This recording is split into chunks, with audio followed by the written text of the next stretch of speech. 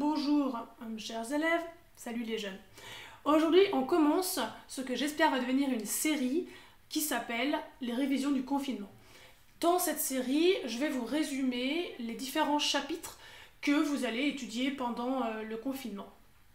On va commencer avec le chapitre 12 du programme de seconde qui pose un peu les bases de la mécanique newtonienne. Et ça vous sera aussi utile pour la première enseignement spécialité, étant donné que pendant le confinement, on fait aussi la mécanique en enseignement de spécialité.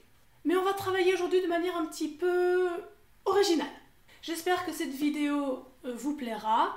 N'hésitez pas à me le dire, je vais faire la vraie youtubeuse, n'hésitez pas à mettre un petit j'aime, à vous abonner. Non, je plaisante, je m'en fiche, mais n'hésitez pas à me dire dans les commentaires si vous voulez que je fasse un chapitre en particulier, que ce soit un chapitre du confinement finalement ou pas, et donc dans quel niveau, quel chapitre.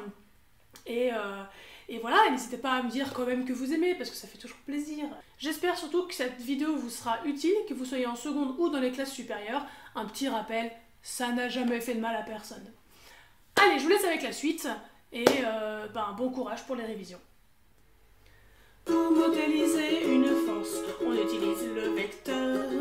Il est défini par une origine, une direction, un sens et une norme. Et n'oublions pas le principe des actions réciproques, énoncé par Newton en 1687.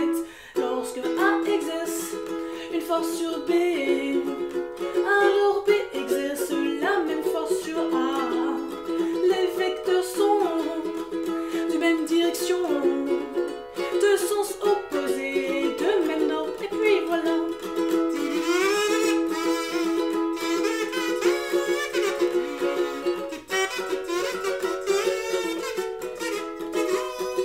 Voyons maintenant des exemples de force.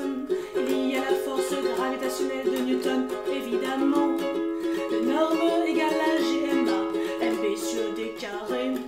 Mais pour simplifier les calculs, on utilise le poids. Le poids A pour